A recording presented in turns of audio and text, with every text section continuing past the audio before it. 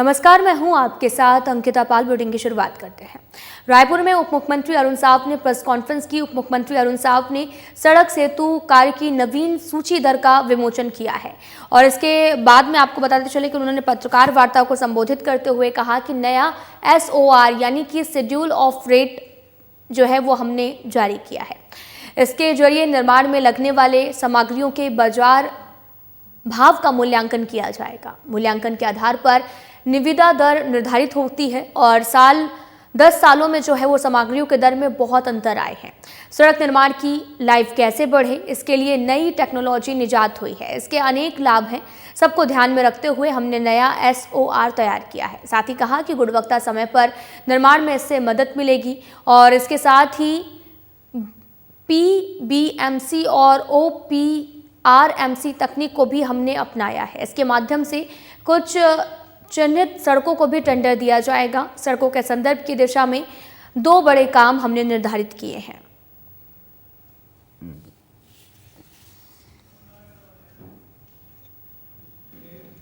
देखा कि हमने नया SOR जारी किया है, शेड्यूल ऑफ रेट्स ये जारी किया है। ये सामान्यतः शेड्यूल ऑफ रेट तत्कालीन समय में जो निर्माण में लगने वाली सामग्री है उसके बाजार भाव का समग्र रूप से मूल्यांकन करके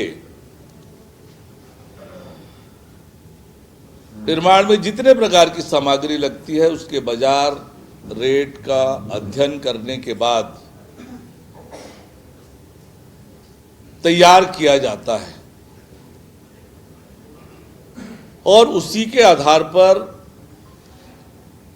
हम अलग अलग कामों का लागत का मूल्यांकन करते हैं और फिर उसी से निविदा दर निर्धारित होती है।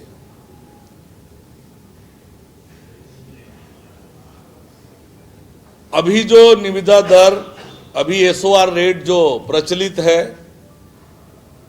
वो 2014 में बनाई गई थी, जो कि 1/1/2015 से लागू है। अब ये 10 वर्ष का लंबा समय, इन 10 वर्षों में सामग्रियों के भाव में बहुत अंतर आए हैं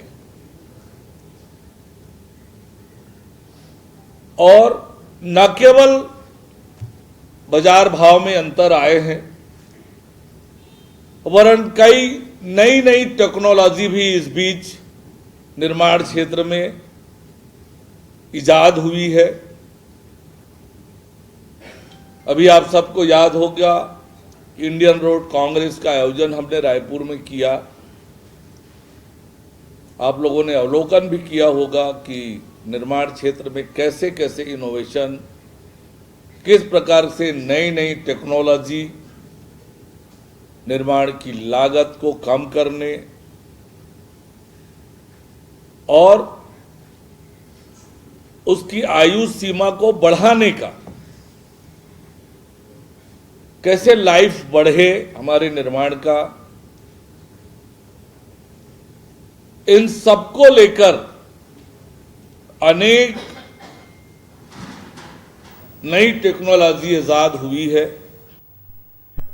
उप मुख्यमंत्री अरुण साव ने रविवार को प्रधानमंत्री के मन की बात कार्यक्रम के 170वें संस्करण को सुना है। मन की बात कार्यक्रम में प्रधानमंत्री नरेंद्र मोदी ने बस्तर ओलंपिक का जिक्र भी किया, जिसको लेकर के उप मुख्यमंत्री अरुण साव ने कहा, नरेंद्र मोदी के मन की बात के 170वें एपिसोड में जिस प्रकार से बस्तर ओलंपिक का विस्तार से उन्होंने उल्लेख किया है, ये छत्तीसगढ़ के लिए गौरव की बात है।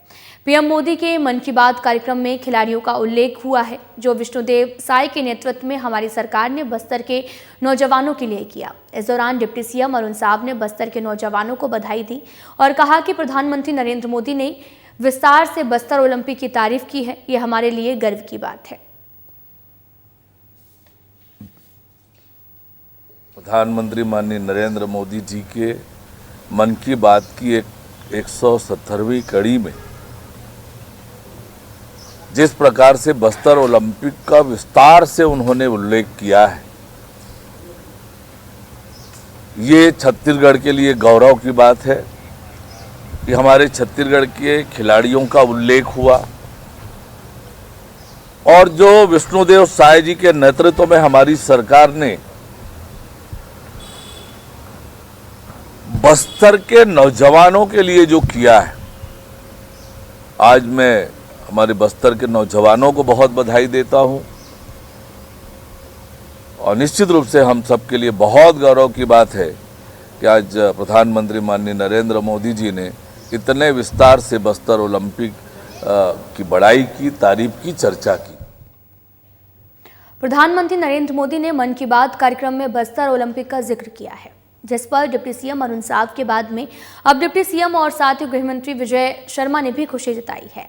आपको बताते चलें कि गृह मंत्री विजय शर्मा ने भी कहा कि मन की बात कार्यक्रम में पीएम मोदी ने बस्तर ओलंपिक के सभी आयामों पर चर्चा की है और गृह मंत्री विजय शर्मा ने भी इसे अभिनव प्रयास बताया और कहा कि ये अनवरत जारी रहेगा।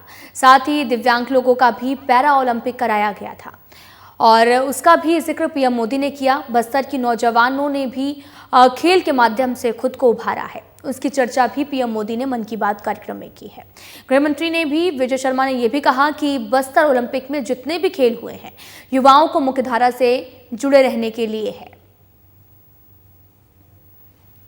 बस्तर बरसाता बस्तर, ये जो टैगलाइन लिया गया था, इसके हिंदी रूपांतरण को उन्होंने राष्ट्रीय स्तर पर भी लेने के लिए कहा और विशेष रूप से बस्तर ओलंपिक के सारे विधाओं पर उन्होंने पूरी चर्चा की। 1,65,000 युवाओं ने इसमें जो भाग लिया उसकी चर्चा की, अभिनव प्रयास इसको बताया और यह भी कहा कि ये प्रयास अनवरत जारी रहे। इसमें पुनेम जी जिन्होंने व्हील चेयर पर दौड़ लगाई, आईईडी ब्लास्ट के कारण जीवन भर के लिए दिव्यांग हो चुके ऐसे लोगों का पैरा ओलंपिक भी वहाँ कराया गया था, जिसमें व्हील चेयर पर रेस करने वाले पुनेम जी, उनके नाम का भी उल्लेख किया और विशेष रूप से रंजू सोरी जिन्होंने तीरंदाजी में कमाल दिखाया, बस्तर यूथ आइकॉन वो बनी और ऐसे अन्य लोग भी बस्तर यूथ आइकॉन बने हैं। वहाँ पे बस्तर के नौजवानों ने आपको उभारा है। इन सब की चर्चा, इन सब की प्रशंसा माननीय प्रधानमंत्री नरेंद्र मोदी जी ने की है। कितनी दूरी तक, कितनी दृष्टि, कितनी बारीक दृष्टि उनकी है, मैं हृदय से उनको शुभकामनाएं देता हूं। और बस्तर ओलंपिक में जितने भी खेल हुए हैं युवाओं को मुख्य धारा से जोड़े रखने के लिए, कोई भटके ना, इन प्रयासों के लिए है। प्रयासों को माननीय नरेंद्र मोदी जी ने, माननीय प्रधानमंत्री जी ने सराहना की है उनकी। मुझे बहुत प्रसन्नता है इस विषय।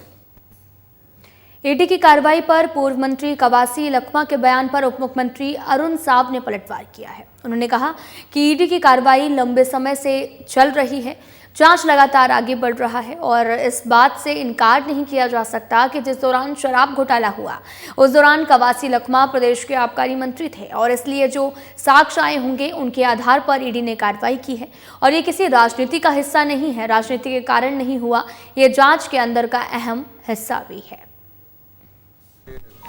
पूरा देश और दुनिया जानता है कि शराब घोटाले की जांच समय से चल रही है और जांच लगातार आगे बढ़ रहा है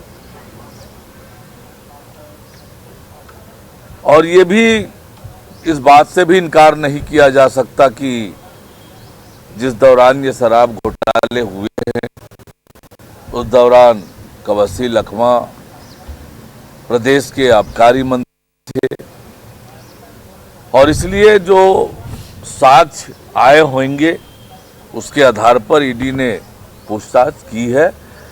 ये किसी राजनीति का हिस्सा नहीं है किसी राजनीतिक कारण से नहीं हुआ है।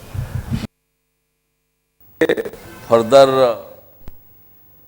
प्रदेश कांग्रेस मुख्यालय राजीव भवन में पूर्व प्रधानमंत्री डॉक्टर मनमोहन सिंह को श्रद्धांजलि देने के लिए श्रद्धांजलि सभा का आयोजन किया गया। इस अवसर पर कांग्रेस समर्थकों ने अपने दिवंगत नेता के तस्वीर पर पुष्प चढ़ाकर अपनी भावभीनी श्रद्धांजलि अर्पित की और साथ ही डॉक्टर मनमोहन सिंह के कार्यों को, देश के लिए भी उनके योगदान और प्रधानमंत्री और आर्थिक विशेषज्ञ के रूप में उनके द्वारा किए गए महान कार्यों को याद किया है। पीसीसी चीफ दीपक बैज ने कहा कि पूर्व प्रधानमंत्री डॉक्टर मनमोहन सिंह का निधन पूरे कांग्रेस पार्टी और देश की जनता के लिए अपूरणीय क्षति है। उनके 10 साल के कार्यकाल को देश की जनता कभी नहीं भूलेगी। आपको वो तस्वीरें भी दिखा रहे हैं जो कि रायपुर से हैं, जहां पर प्रेस कॉन्फ्रेंस का आयोजन किया गया और साथ ही प्रदेश कांग्रेस मुख्यालय राजीव भवन में पूर्व प्रधानमंत्री डॉक्टर मनमोहन सिंह को श्रद्धांजलि देने के लिए श्रद्धांजलि सभा का आयोजन किया गया है। इस अवसर पर कांग्रेस समर्थकों ने नेता की तस्वीर पर पुष्प चढ़ाकर अपनी भावभीनी श्रद्धांजलि अर्पित की है और साथ ही डॉक्टर मनमोहन सिंह के कार्यों को, देश के लिए उनके योगदान और प्रधानमंत्री और आर्थिक विशेषज्ञ के रूप में उनके द्वारा किए गए महान कार्यों को भी याद किया है। और साथ ही पीसीसी दीपक बैज ने भी कहा कि पूर्व प्रधानमंत्री डॉक्टर मनमोहन सिंह का निधन पूरे कांग्रेस पार्टी और देश की जनता के लिए क्षति है। और साथ ही उन्होंने ये भी कहा कि उनके 10 साल के कार्यकाल को देश की जनता कभी नहीं भूलेगी। आपको बताते चलें कि कांग्रेस समर्थकों ने अपने दिवंगत नेता के तस्वीर पर पुष्प चढ़ाकर भावभीनी श्रद्धांजलि अर्पित की है।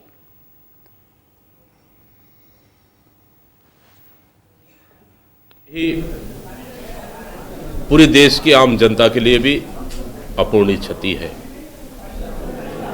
क्योंकि उनकी सादगी और उनके 10 साल के कार्यों को अगर याद किया जाए तो निश्चित रूप से रोजगार गारंटी जैसे कानून देश के आम जनता मजदूरों के लिए उन्होंने लाए, शिक्षा का अधिकार गरीब बच्चों के लिए उन्होंने लाए, शासन प्रशासन में पारदर्शी हो इसलिए सूचना का अधिकार उन्होंने लाए, किसानों को सबसे बड़ा ताकत उन्होंने दिया ताकि उनको जमीन कोई उद्योगपति न छीन पाए, इसलिए उन्होंने भूमि अधिग्रहण बिल उन्होंने लाए। साथ ही देश के आम जनता, गरीब जनता को भूखे सोना ना पड़े, इसलिए उन्होंने भोजन का अधिकार कानून भी उन्होंने लाए। इस तरह से ऐतिहासिक कदम देश की आम जनता के लिए अपने प्रधानमंत्रित्व काल में उन्होंने बिल लाकर किए हैं। निश्चित रूप से आज देश की आम जनता को उसका लाभ और फायदा मिल रहा है। उप मुख्यमंत्री और विधायक अरुण साव ने लोरमी विधानसभा के वनांचल ग्रामों के अपने परिवारजनों से भेंट और मुलाकात की है। इस दौरान उन्होंने जन चौपाल लगाकर अपने परिवारजनों की समस्याओं को सुना, उनके समाधान के लिए आश्वासन दिया। मंत्री साव ने भेंट मुलाकात के दौरान कहा कि मैं आपके परिवार का सदस्य हूं, आपके पास सुख दुख बांटने आया हूं, आपकी समस्या मेरी समस्या है, उसको हल करना मेरी जिम्मेदारी है।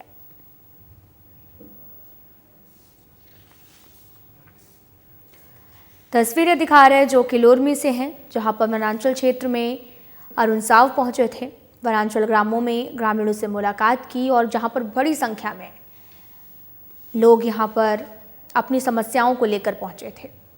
जन चौपाल लगाकर लोगों की समस्याओं को सुनते हुए नजर आए और जन समस्याओं के समाधान के लिए आश्वासन भी देते नजर आए। उप मुख्यमंत्री और विधायक अरुण साव ने लोरमी विधानसभा के वनांचल ग्रामों के अपने परिवारजनों से भेंट मुलाकात की है।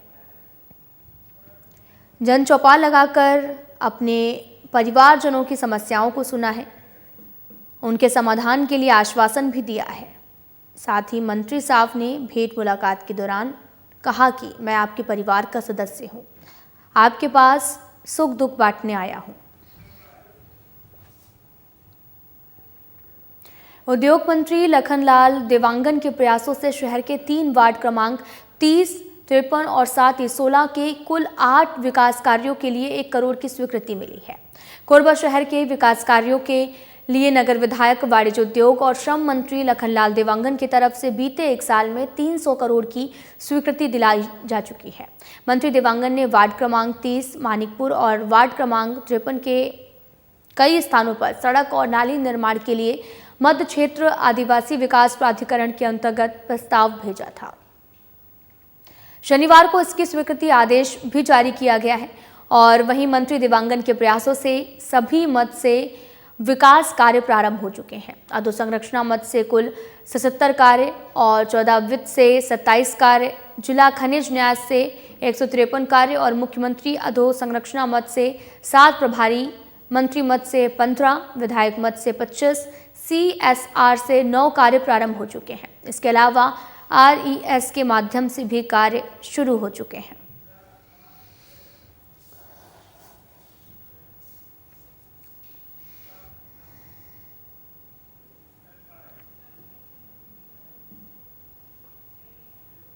मानव विज्ञान और सेवा संस्थान छत्तीसगढ़ की ओर से आयोजित राज्य स्तरीय अभियंता अलंकरण समारोह 2024 में अभियंताओं को सम्मानित किया गया है।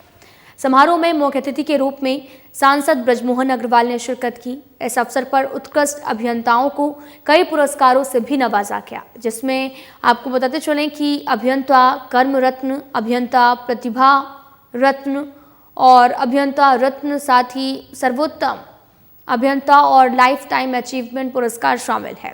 साथ ही इन पुरस्कारों के माध्यम से राजकीय अभियंताओं के समर्पण, प्रतिभा और समाज में उनके योगदान को भी सराहा गया। वहीं अपने संबोधन में ब्रजमोहन अग्रवाल ने कहा कि अभियंता किसी भी समाज के आधार स्तंभ होते हैं।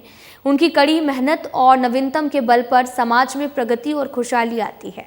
उनका योगदान आम आदमी के जीवन को बेहतर बनाने में बेहद महत्वपूर्ण है। इसी के साथ उन्होंने सभी अभियंताओं से आह्वान किया कि वे अपने कार्यों के माध्यम से छत्तीसगढ़ की प्रगति में अपना अमूल्य योगदान देते रहें।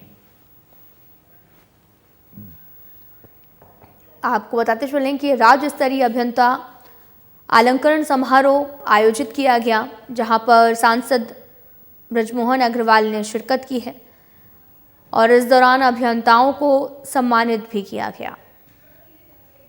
मानव विज्ञान और सेवा संस्थान छत्तीसगढ़ की ओर से राज्य स्तरीय अभियंता अलंकरण समारोह 2024 का आयोजन किया गया, जहां पर सम्मानित भी किया गया अभियंताओं को और समारोह में मुख्य अतिथि के रूप में ब्रजमोहन अग्रवाल ने शिरकत की है। और इस अवसर पर आपको बताते चलें कि अभियंताओं को कई पुरस्कारों से नवाजा गया है। इन पुरस्कारों के माध्यम से राज्य के अभियंताओं के समर्पण, प्रतिभा, समाज में उनके योगदान को सराहा गया है। अपने संबोधन में ब्रजमोहन अग्रवाल ने कहा कि अभियंता किसी भी समाज के आधार स्तंभ होते हैं।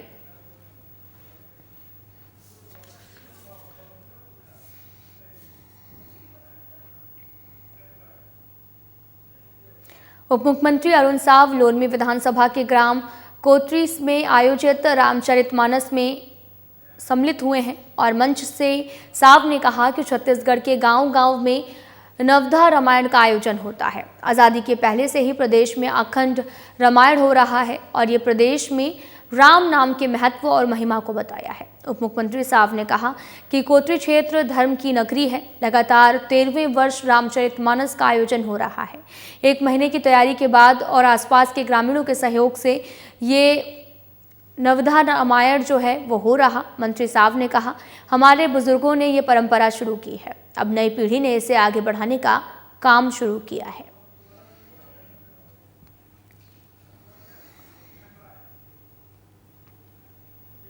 बाल विवाह मुक्त छत्तीसगढ़ अभियान के तहत कोंडागांव जिले को बाल विवाह मुक्त बनाने के लिए युवोदय और कोंडानार चैम्प्स के स्वयंसेवकों ने ग्राम गोडमा विकास खंड फरस गांव में जागरूकता लाने के लिए एक पहल की है।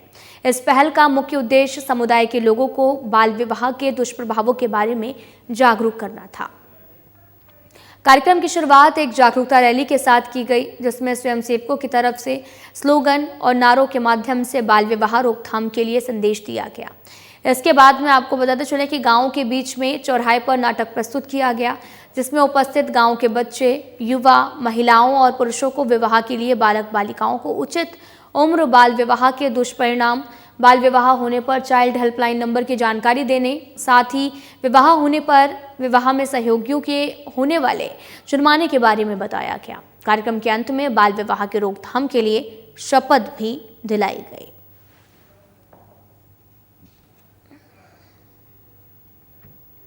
मंत्री केदार कश्यप की अध्यक्षता में वनोपज राजकीय व्यापार अंतर्विभागीय समिति की बैठक नवा रायपुर में संपन्न हुई है। बैठक में तेंदुपत्ता के लिए चर्चा हुई। तेंदुपत्ता जिसे छत्तीसगढ़ का हरा सोना भी कहा जाता है, जिसके संग्रहण से सुदूर वनांचल में निवासरत वनवासियों को अच्छी खासी आय भी प्राप्त होती है। साथ ही तेंदुपत्ता संग्रहण के लिए निजी क्रेता द्वारा प्रतिभूति राशि जमा करने के लिए अवधि में 15 दिन का अतिरिक्त समय दिए जाने की सहमति भी दी गई है।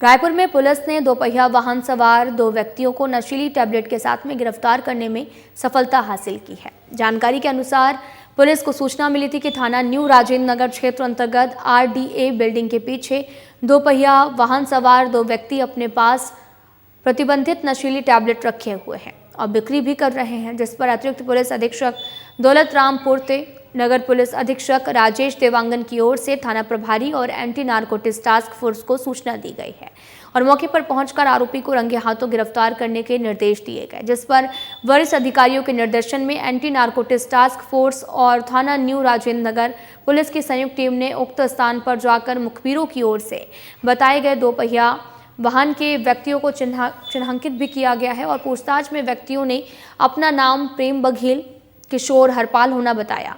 टीम के सदस्यों ने उनकी दोपहिया वाहन की तलाशी लेने पर वाहन में आपको बताते चलें कि स्पासमोमो नामक प्रतिबंधित नशीली टैबलेट भी रखा होना पाया गया है, जिसे पुलिस ने जब्त कर आरोपियों को जेल भेज दिया। फिलहाल पुलिस पूरे मामले की जांच पड़ताल में जुटी हुई है।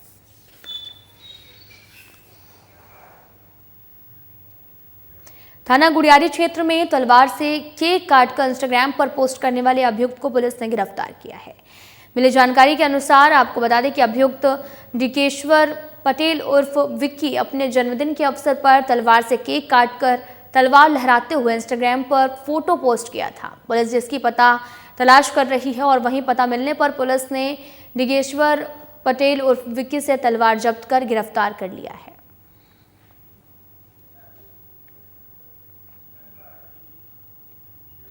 रायपुर में पुजारी पार्क के पास में स्थित भक्कू गैराज में एक महिला की संदिग्ध अवस्था में शव मिला था। महिला की उम्र जो है वो करीब 40 साल बताई जा रही है और ये घटना 8 सितंबर की है, जहां पर घटना के बाद पोस्टमार्टम रिपोर्ट में महिला के साथ दुष्कर्म के बाद में हत्या करने की बात सामने आई थी, जिसके बाद से लगातार पुलिस मामले की जांच में जुटी है। अब इस मामले में पुलिस ने हत्या की गुत्थी को सुलझा लिया है। महिला मानसिक विकसित और घुमंतु बताई जा रही है। पुलिस ने मौके पर वारदात में लगे CCTV कैमरे की मदद से 2 आरोपियों को गिरफ्तार किया। दोनों आरोपी स्वीपर का काम करते हैं। फिलहाल पुलिस पूरे मामले की जांच में जुटी है। अंतर्गत एक ऑटो डील की दुकान के पास बहुत सारी कार खड़ी होती हैं, वहाँ पर एक अननोन महिला की बॉडी मिली थी कार की सीट पर। इसका PM कराया गया। PM में उसके सेक्सुअल असाल्ट का मामला सामने आया है, जिसके कारण महिला की मृत्यु हुई है। इसमें पुलिस ने मुकदमा दर्ज किया और लगातार पूछताछ की गई। CCTV कैमरे खंगाले गए। उससे स्पष्ट हुआ कि इस कार में 2 लड़के घुसते हुए दिखे हैं, कुछ देर बाद वहां से निकले हैं। इससे स्पष्ट हुआ कि कहीं ना कहीं इनका संबंध उस हत्या से है। संबंधितों को टेक्निकल इंट के आधार पर पकड़ा गया, उनसे पूछताछ की गई तो उन्होंने अपना गुनाह स्वीकार किया। जिसमें दोनों पुरानी बस्ती क्षेत्र के रहने वाले हैं। इसमें एक सिद्धार्थ, दूसरा दाऊद दीप, दोनों को गिरफ्तार कर लिया गया है और इनके खिलाफ वैधानिक कार्रवाई करके जेल। फिलहाल बुलेटिन में इतना ही। नमस्कार।